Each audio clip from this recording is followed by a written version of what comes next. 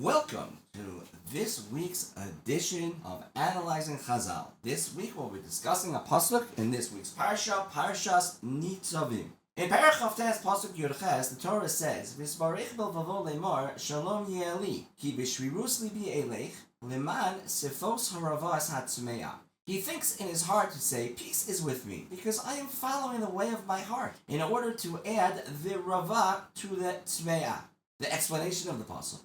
The commentaries all give different explanations to interpret this pasuk, especially the words rava and tzmeya, which is why I did not translate the words in the pasuk.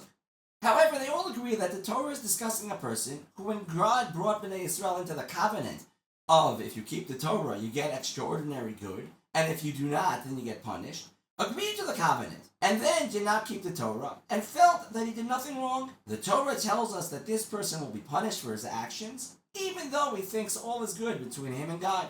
The Sforno explains the first line and last line of the pasuk in the following manner. The first line he explains, "V'yisparech bilvavo, yikabel ha'ala bipiv, v'yisparech bilvavo livatel et hashvua belibo." This person accepted the oath, good for keeping the Torah, punishment for not, with his mouth, while at the same time canceling out the oath in his heart. The Sforno explains the second part of the pasuk as follows: "Liman sifos haravas hatzmeya v'atam shekibel ha'ala b'fiv hu kidei lehosif harava u'sveya b'kol tavosel im adas kel hatzmeya v'nivdeles min hatavot hagashmiot kidei lismoach imahem bebirchosam." The Sforno explains that the last line of the pasuk is telling us the reason this person accepted the oath with his mouth, even though he did not want to be bound by it, is so that he could benefit with the rest of Bnei Israel, who separated themselves from the Gashmias and sin, in order that he should receive the blessings with them to fulfill his own personal physical desires. The question: from the Sforno it appears that this person wanted to get all the benefits of the oath without any of the consequences, and therefore accepted it with his mouth while simultaneously canceling it in his heart. How can we understand this?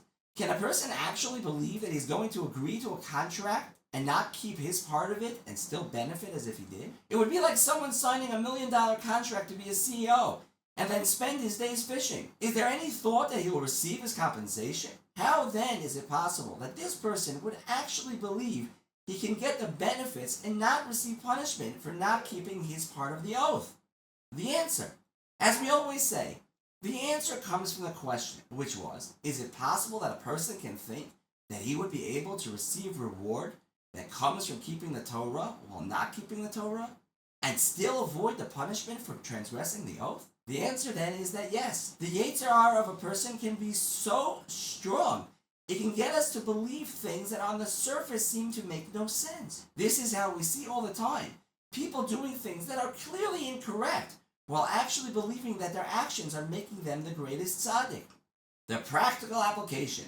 There are many times in our lives that we face decisions where if we are not careful, our Yetzer Hara can convince us that we are actually doing the right thing when we are truly incorrect. This can occur when it comes to our relationships between man and man, especially when it comes to getting into arguments, and between man and man, especially when it comes to being honest in business, as well as many other situations between man and God as well. It is incumbent upon us to check and double check, also by asking our Rabbanim our decisions all the time to make sure the decisions we are making are truly correct and not the actions of the Yetzer Hara.